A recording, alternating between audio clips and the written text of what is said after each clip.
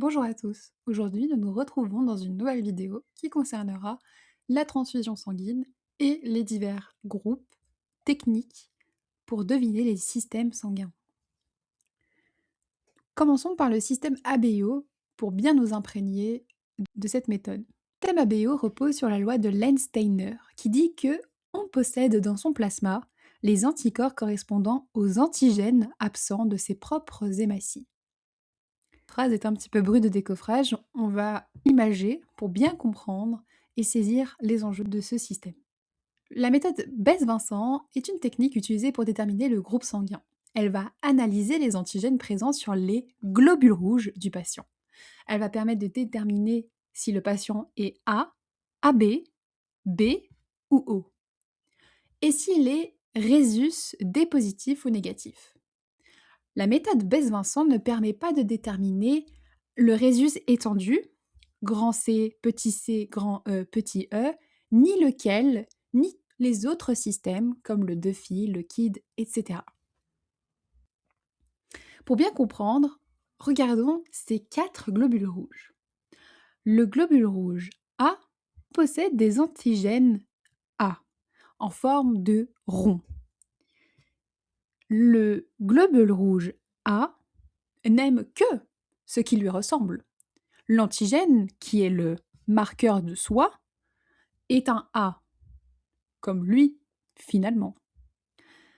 Donc, dans ton sang, quand tu es de groupe A, tu ne veux pas rencontrer quelque chose qui ne soit pas A.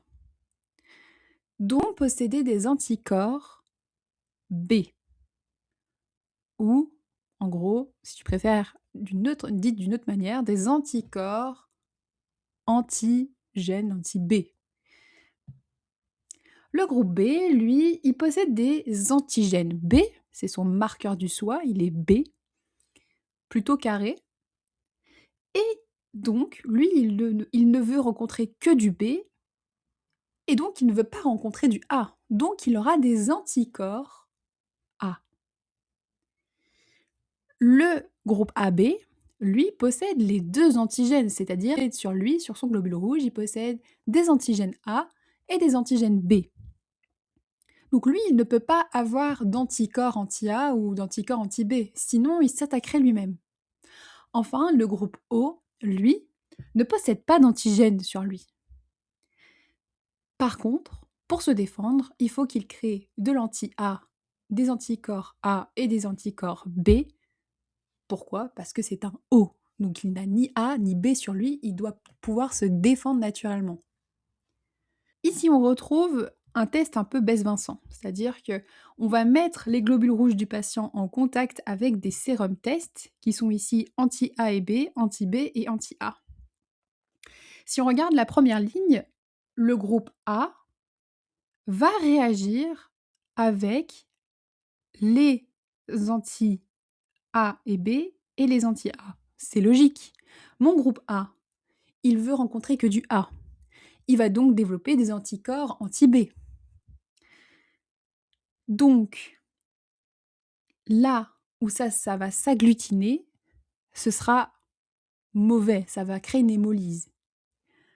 Là où c'est rouge, en fait, là où ça se confond, là où il n'y a pas d'agglutination, ça indique qu'il est, il est dans son environnement normal. Le groupe A fait des anticorps anti-B. S'il avait fait des anticorps anti-A et B ou anti-A, ça attaquerait ses antigènes A, ça l'attaquerait lui. Regardons B. B, il s'agglutine avec anti-B et anti-AB. C'est logique. L'antigène B, il est B. Il ne veut rencontrer que du B. Donc, il va développer des moyens de défense contre les A. Donc, il va faire de l'anti-A. Et on voit bien que ça ne s'agglutine pas avec l'anti-A, c'est bien le groupe B. Le groupe AB, lui, eh bien, il s'agglutine partout. Pourquoi? Parce que le groupe AB possède des antigènes A et B et il n'a donc aucun anticorps. Vu que son sang, le sang qui est testé, AB, c'est antigènes A et B. Dans ce sang-là, l'humain qui porte ce sang, lui, il ne rencontre jamais d'anticorps anti-A ou d'anticorps anti-B ou d'anticorps A et B. Donc si vous mettez votre sang AB sur un sérum anticorps AB, A ou B, eh ben ça va attaquer ce sang, donc ça s'agglutine, ok? Alors que le O, lui, ne porte pas d'antigène et il produit des anticorps A et B.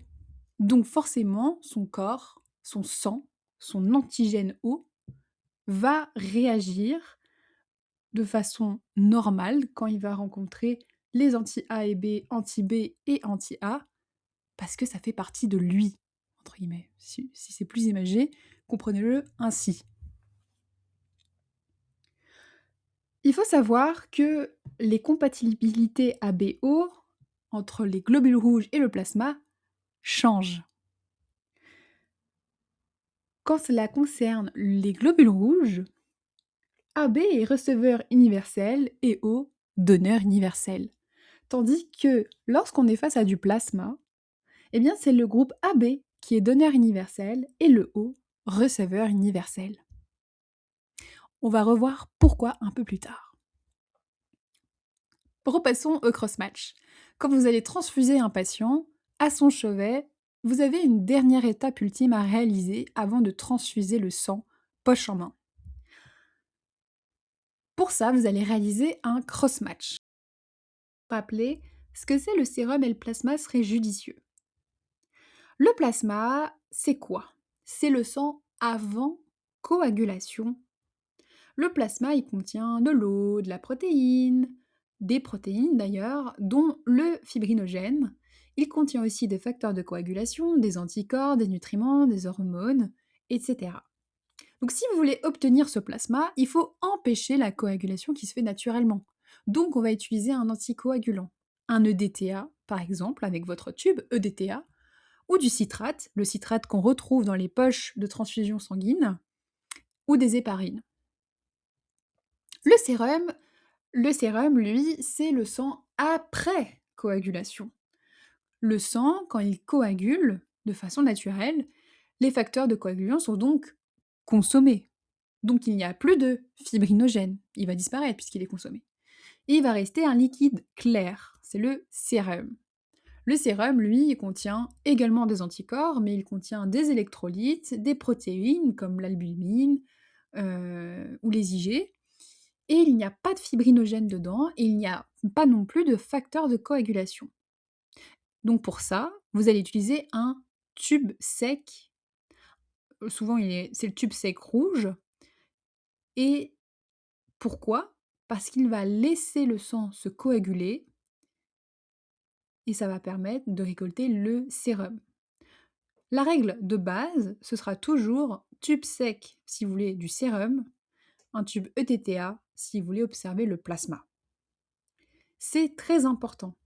Pourquoi? Parce que si vous utilisez un tube EDTA pour voir le sérum de quelqu'un, ça va fausser totalement les tests des groupes sanguins, du rail, du cross-match. Pourquoi? Comme je l'ai dit tout à l'heure, le tube EDTA est un anticoagulant. Il va chélater le calcium, donc il va le rendre indisponible plutôt, pour la réaction antigène-anticorps. Donc ça veut dire que vos globules rouges ne coagulent tout simplement pas. Et ça veut dire que les réactions d'agglutination seront inhibées. Et qu'est-ce qui va se passer? Vous pouvez tout à fait vous tromper de groupe sanguin sur quelqu'un. Parce que, par exemple, vous allez avoir aucune possibilité de coaguler et vous allez injustement lui donner un groupe O, puisque le sérum anticorps anti-A, B, anti-B et anti-A vont devenir rouges. Parce que vous avez plus ce processus d'agglutination qui se fait, étant donné que vous avez mis un anticoagulant. Donc toujours, toujours, toujours prendre un tube sec pour voir le sérum du patient. Ok, très bien. Vous allez vous rendre au chevet du patient pour aller prendre sérum du receveur, les anticorps, qui vont permettre de voir les anticorps notamment. Et en plus de cela, il n'y aura pas d'anticoagulants qui vont fausser le résultat. Et vous allez prendre les hématies de la poche du donneur, qui contiendront donc les antigènes, puisqu'on n'est que sur du sang globules rouges. Imaginons que madame est de groupe A. Ça veut dire qu'elle possède des antigènes A et qu'elle produit des anticorps anti-B ou anticorps B. Le sang du donneur, il ne pourra être que A, parce qu'il aura le même antigène que la dame, ou le groupe O, parce que le groupe O ne possède aucun antigène. Et là, vous allez me dire, Lilou, je comprends pas parce que tout à l'heure, tu nous as dit que le groupe O n'avait pas d'antigène, mais que le groupe O, le patient, produit des anticorps A et des anticorps B. Ça, c'était une très bonne réflexion. Et là, je vais vous expliquer quelque chose. Quand vous donnez un culot de globules rouges, vous ne donnez que des globules rouges. Donc vous ne donnez que des antigènes. Pourquoi? Parce que les anticorps ne se trouvent pas sur les hématies. Elles se trouvent dans le plasma. Et c'est pour ça que c'est inversé, le plasma et les hématies, quand vous avez entre donneur et receveur universel. En fait, votre culot de globules rouges ne contient que des hématies et que des antigènes. Donc, le sang du donneur, qui est par exemple de groupe O, eh bien, il n'y aura que des hématies, donc que des antigènes, il n'y aura pas d'anticorps. Donc, il n'y aura pas de réaction, de réaction du sang du donneur contre le sang du receveur. De toute façon, retenez que ça ne peut être que le receveur, que les anticorps du receveur, qui vont venir hémolyser le sang du donneur. Retenez donc que le plasma contient les anticorps, mais ne contient pas les antigènes, et les hématies contiennent les antigènes, mais pas les anticorps. Et c'est vraiment pour ça qu'on prend pas le sang directement de votre donneur pour le donner et le transfuser, on va venir le séparer en culots de globules rouges et plasma frais congelé, PFC, ou alors en anglais FFP pour Fresh Frozen Plasma, parce que c'est essentiel. Vous ne pouvez pas les garder ensemble. Vous risqueriez réellement de créer des réactions hémolytiques entre le donneur et le receveur. J'espère que cette vidéo vous a éclairé. Si vous avez des questions, n'hésitez pas à les poster en commentaire ou me les envoyer sur ma boîte mail. J'y répondrai au plus vite possible. Merci à tous et bonne journée à tous!